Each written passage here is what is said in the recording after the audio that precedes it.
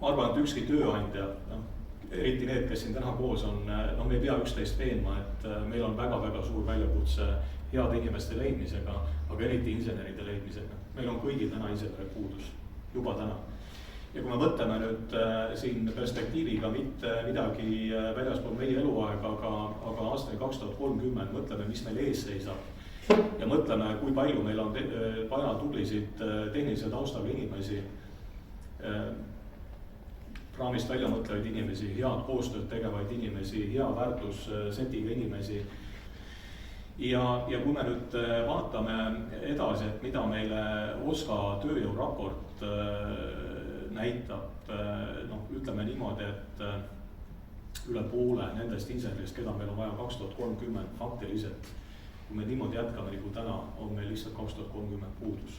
Ja see saab väga suureks takistuseks Eesti majanduse arengule ja just nimelt targa majanduse arengule.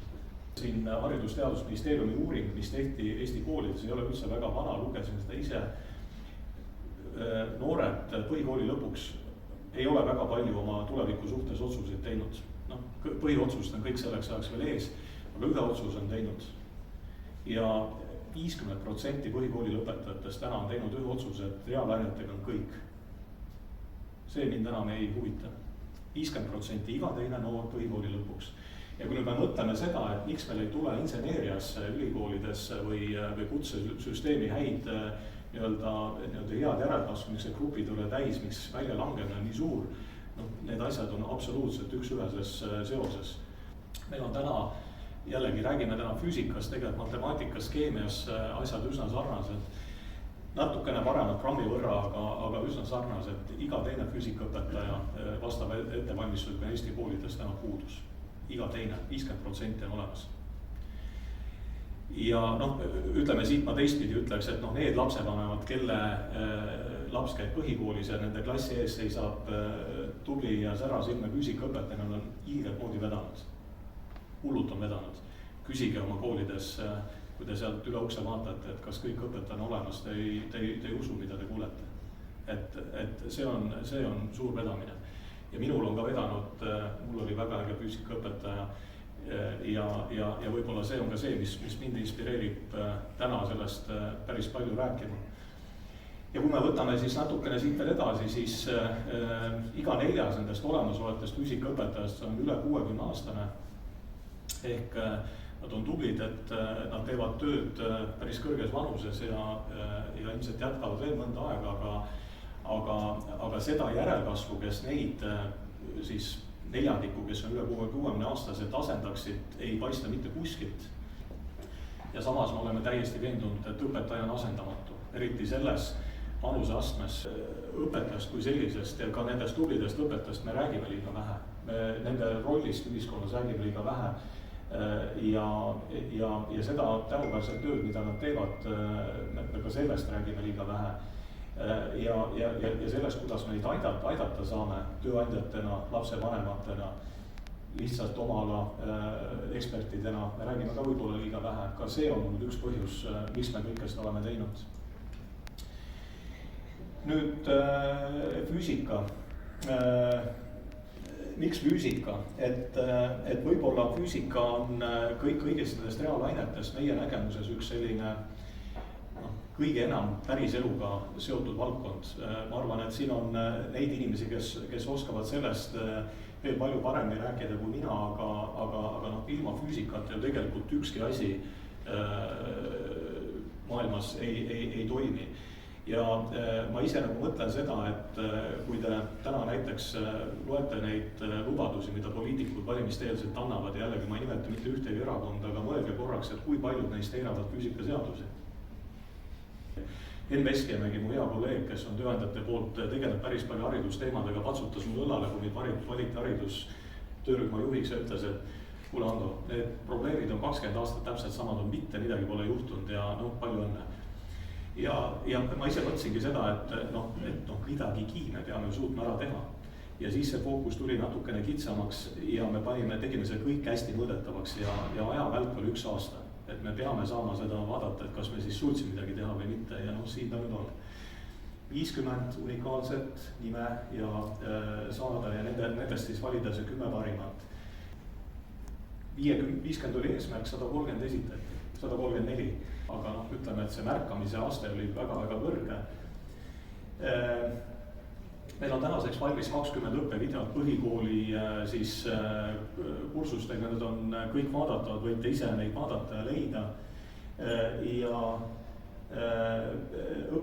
õppevahendid siis praktikali abiga on jõudnud tänaseks 102 Eesti kooli on varustatud, nii et 400 pluss kooli meil kuskil on põhikooli, et ütleme 1/4 on kaetud, 3/4 on minna, et nii ta on. Ja me oleme saanud päris head kajastust, mis ei ole üldse vähe oluline ja mitte see, et me oleks nüüd hirmsasti edevad inimesed, et meist peaks rääkima, aga me tahame, et sellest probleemist ja sellest väljakutsest ühiskonnas sellest räägitakse, see on olnud see, miks me tahame olla meedias hästi kaetud. 26% põhikoolis füüsikat õpetavatest õpetajatest siis märgati ja esitati, et mis on väga muljetavaldav, eks ole. Ja 110 erinevat kooli kõikidest Eesti maakondadest, väga lai kajastus ja 47 saatsid siis nendest õpetajatest ennast tutvustada video, mis oli siis tingimused sinna kvalifitseeruda. Need videod, ma ütlen teile isegi need, kes siis lõpuks nomineeritud ei saanud, olid üliägedad.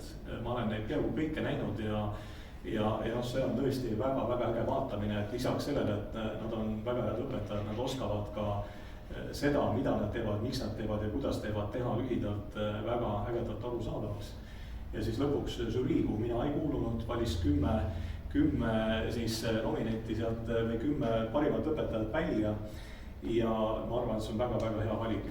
Nad on mehed, naised, nad on noored, vanad, nad on erinevad Eestimaa nurkadest ja paar tükki on täna siin meiega ka.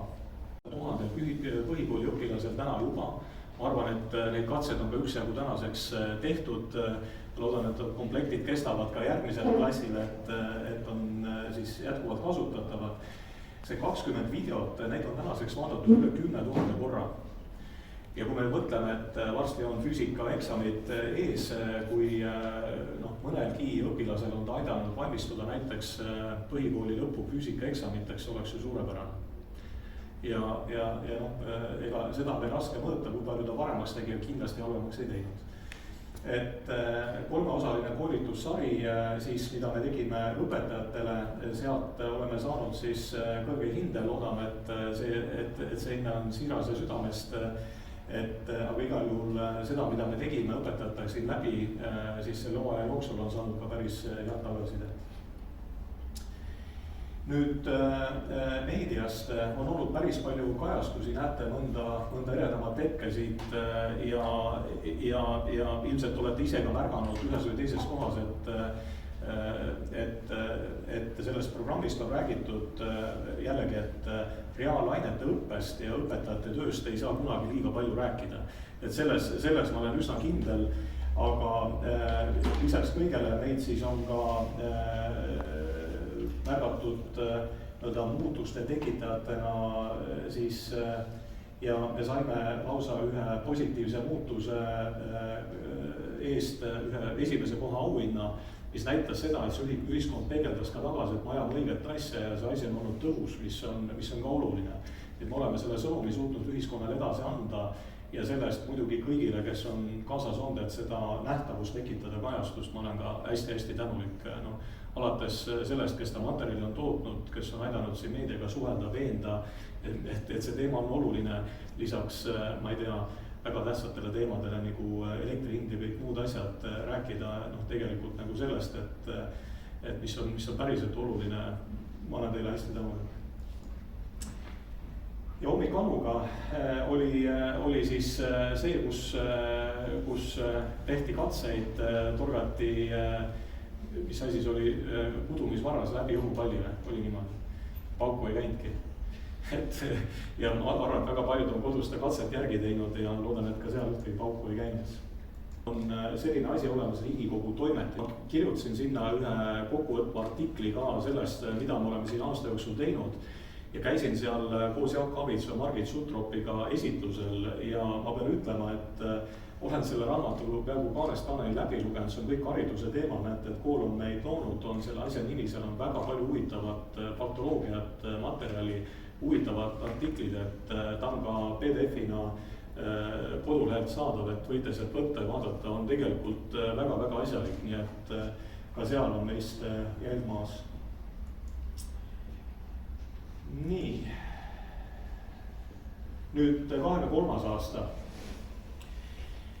Oleme siin arutanud meie tänase initsiatiivgrupiga, et kas edasi, vastus on jah, ei taha siin pooleli jääda, kuigi me tunneme seda, et tegelikult me tahaks olla mitte võtta need Haridus-Teadusministeeriumilt tööd ära, vaid ikkagi loodame teie peale tegelikult ja ühel hetkel usume, et need head asjad, mis me käime lükkame ühte või teistpidi, meie haridussüsteem võtab üle, et me oleme pigem sellised nii-öelda hooandjad, et me ei taha päriselt kindlasti tulla, me tahame pigem olla head maksumaksjad, et meie haridus- ja teadusmaailm saaks hästi areneda.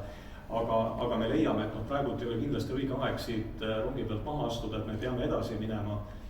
Meil on siin, ütleme, see miinimumprogramm on kirjeldatud ja me oleme täiesti avatud platvorm, see ei ole kuidagi kinnine klubi, et kõik, kes tunnevad, et tahavad siin nõu või jõuga kaasa lüüa, kõik on teretulnud kaasa mõtlema. Mul on hea meel, et meil on tõenäoliselt ka paar toetajad tulnud uueks oma jaoks juurde.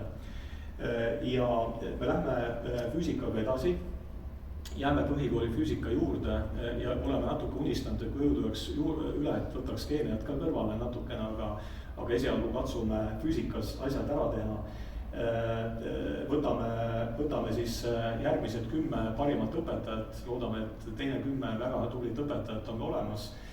Jätkame videode tegemisega ja praktikali komplektide koolidele toimetamisega, oleme siin võtnud ka endale eesmärgid. Ja vot nii see aasta on meil läinud ja siin on mõned meenutused, on olnud väga toredaid kohtumisi, väga toredate inimestega, väga palju tahtmist midagi ära teha, väga palju optimismi, entusiasmi. Veel kord suur tänu kõigile ja kindlasti on see olnud tõus samm, et vähemalt asjad hakkaksid liikuma õiges suunas ja kindlasti on see parem kui hädaldamine, sellepärast et hädaldamises me Eestis oleme maailma meistrid.